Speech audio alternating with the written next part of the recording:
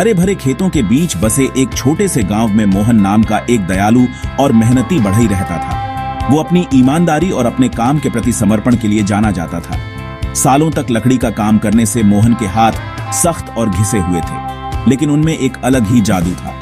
Furniture का एक एक टुकड़ा जो वो बनाते थे, वो सिर्फ एक चीज नहीं बल्कि उनके कौशल और अपने काम के प्रति प्यार का प्रमाण था। उन्हें क्या पता था कि भाग्य ने उनके लिए एक सरप्राइज रखा है, एक ऐसा सरप्राइज जो उनकी जिंदगी हमेशा के लिए बदल देगा और उनका सामना खुद राजा से करवाएगा। एक दिन लकड़ी इकट्ठा करके जंगल से लौटते समय मोहन की नजर एक अजीबोगरीब नजारे पर पड़ी। एक अकेला पेड़, जैसा उसने पहले कभी नहीं देखा था, दोपहर के सूरज के नीचे चमक रहा था। उसकी छाल एक अलौकिक रोशनी से चमक रही थी और उसके पत्ते हवा में रहस्य फुसफुसा रहे थे। मोहन उस पेड़ की ओर आकर्षित हुए और उसके पास पहुंचे। जैसे ही उसने पेड़ को छूने के लिए हाथ बढ़ाया, उसके मन में एक आवाज गूंजी, मुझसे ले लो, बढ़ई और अजूबे पैदा करो। चौंक कर मोहन ने इधर उधर देखा, लेकिन वहां कोई नहीं था। तब उसे एहसास हुआ कि आवाज पेड़ से ही आ रही है। घबराहट और उत्तेजना के मिश्रण के साथ उसने अपनी कुल्हाड़ी ली और एक शाखा काट दी। शाखा को वापस अपनी वर्कशॉप में ले जाते हुए मोहन इस एहसास को दूर नहीं कर सके कि उनका सामना वास्तव में कुछ असाधारण चीज से हुआ है।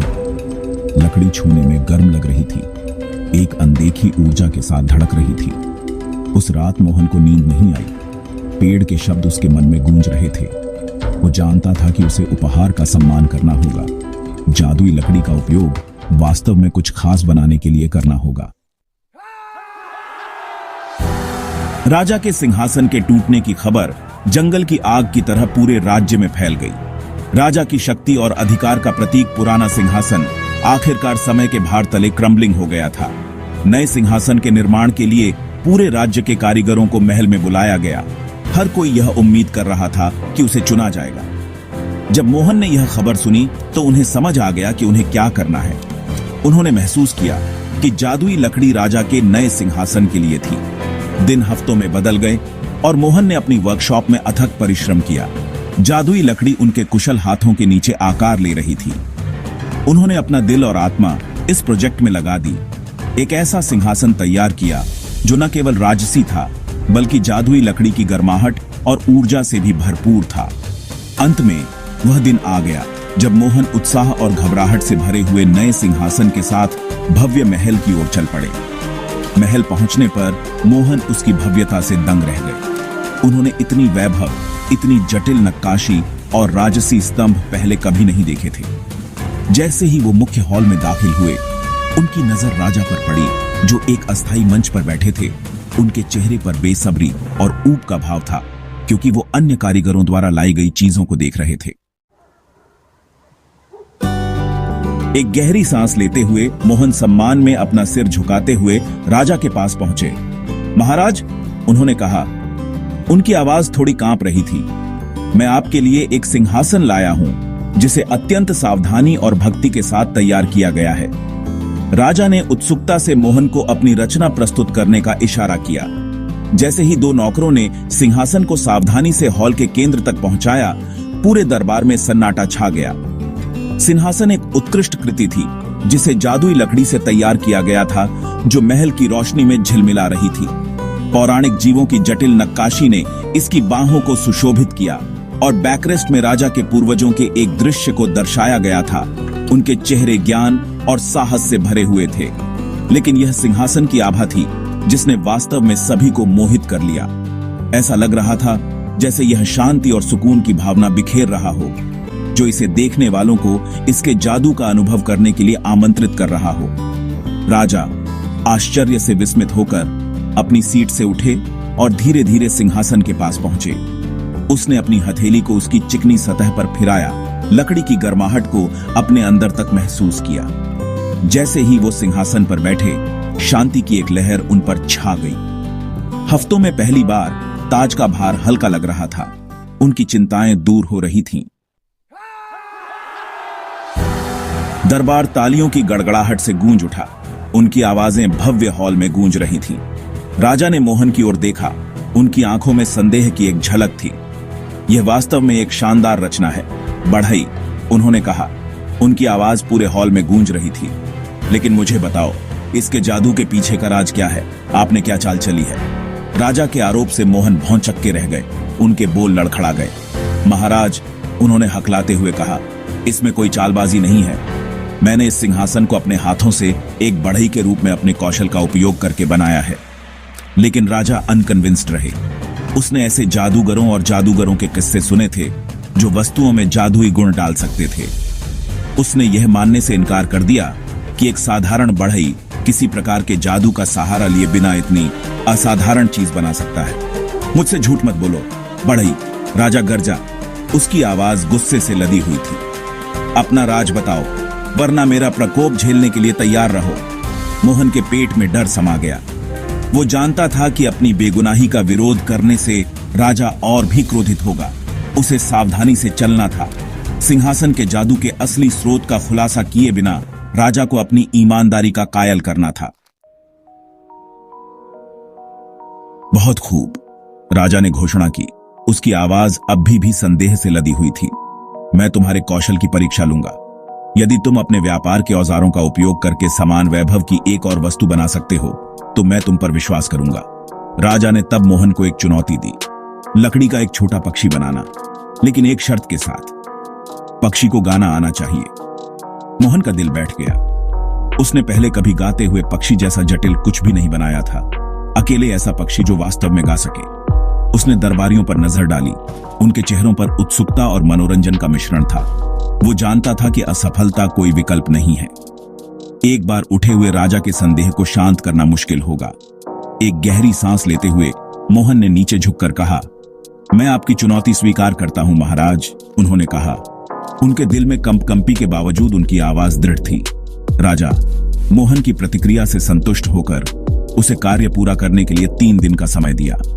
मोहन को महल के अंदर एक छोटी सी वर्कशॉप में ले जाया गया, जहां वो राजा के पहरेदारों की निगरानी में काम करेगा। जैसे ही उसके पीछे का दरवाजा बंद हुआ, मोहन ने निराशा की एक लहर को अपने ऊपर हावी होते हुए महसूस किया। उसने पहले कभी इतना दबाव महसूस नहीं किया था। उसकी अपनी ईमानदारी, राजा का भरोसा और शायद उसकी अपनी जान असंभव को बनाने की उसकी क्षमता पर टिकी हुई थी। अगले कुछ दिन रातों की नींद हराम और उन्मत्त काम में बीते। मोहन ने अपना सारा कौशल और एकाग्रता लकड़ी की चिड़िया को तराशने में लगा दी। उसने सावधानीपूर्वक पंखों को आकार दिया।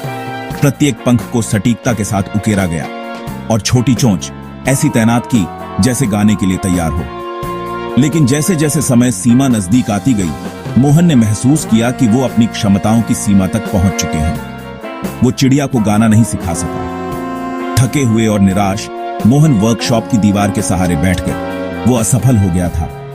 उसने अपनी आंखें बंद कर ली, खुद को राजा के क्रोध के लिए तैयार किया। जैसे ही वो वहां बैठा था, उसका दिमाग दौड़ रहा था। उसे जादुई पेड़ याद आया, उसकी लकड़ी की गर्माहट और उसके द्वारा बोले गए शब्द, मुझसे ले लो, बढ़ई और अजूबे पैदा करो। मोहन की आंखें खुल गई। वो चुनौती पर इतना अधिक केंद्रित था, अपनी ईमानदारी को साबित करने के लिए इतना दृढ़ था कि वो सबसे महत्वपूर्ण सबक भूल गया था जो जादुई पेड़ ने उसे सिखाया था। प्रकृति की अंतर्निहित सुंदरता और जादू पर भरोसा करना। उसे चिड़िया को गाने के लिए मजबूर करने की जरूरत नहीं थी। उसे बस लकड़ी के जादू को अपना काम करने देना था। परीक्षा का दिन आ गया और मोहन शांत हृदय के साथ लकड़ी की चिड़िया को राजा के सामने प्रस्तुत किया। जैसे ही जटिल नक्काशीदार प्राणी का पता चला, दरबार हाँफने लगा। यह सिंहासन से भी अधिक जीवंत था। इसके नाजुक पंख ऐसे फड़फड़ा रहे थे जैसे किसी अनदेखी हवा से।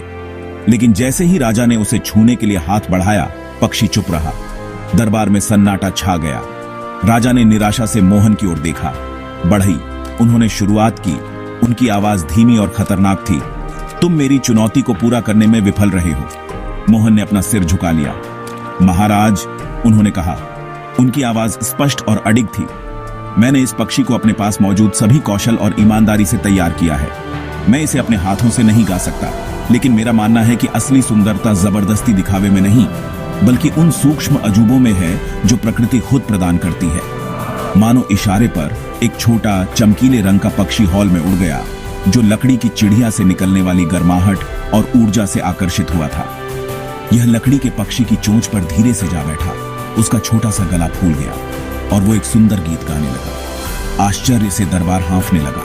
राजा आश्चर्य से विस्मित होकर अपने सामने हो रहे दृश्य को देखता रहा। राजा विनम्र और चकित होकर अपने सिंहासन से उठे और मोहन के सामने झुक गए। बढ़ई उन्होंने घोषणा की। उनकी आवाज नए सिरे से सम्मान से भर गई थी। तुमने आज मुझे एक बहुमूल्य सबक सिखाया है।